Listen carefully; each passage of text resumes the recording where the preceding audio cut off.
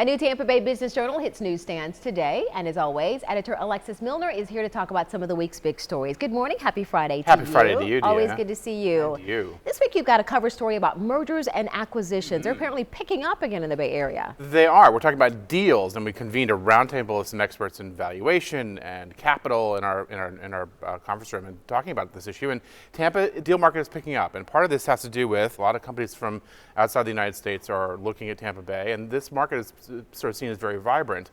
There's a lot of sort of mid-market companies that are looking to try and make matches, relationships, either to sell out because they want an exit strategy. And the good news is that we have an infrastructure here of experts in this community that are helping to make that happen. So this is all good news for the economy.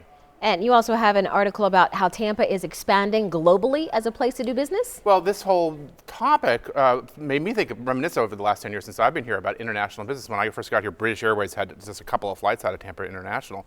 So international flights are very important to international business. If you want to do business overseas, you had to go to Orlando or Miami. Since then, economic development corporations are more global thinking. We've had Copa Airlines and Edelweiss, and so recently there's just more infrastructure and sort of a thinking about operating internationally and globally.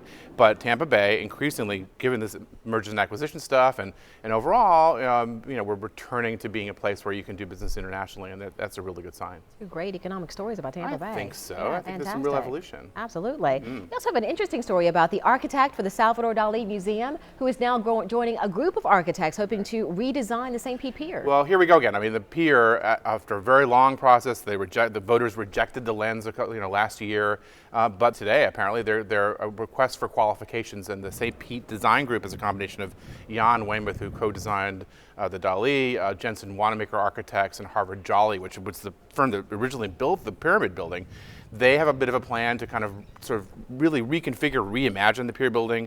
So, one of the things that's going to be different this time is that the city's going to allow the electorate to vote on the plan that they like the best. So we'll see. It's really the waterfront critical to St. Pete, and such a beautiful waterfront that it exists. So the hope is that this is one group, maybe others will step forward, but we'll be watching that very closely because it's really important. Absolutely. One thing's for sure, it's generating a lot of excitement and a lot of interest around that pier. Yeah, it's beautiful, and it'll be exciting to see what ideas happen.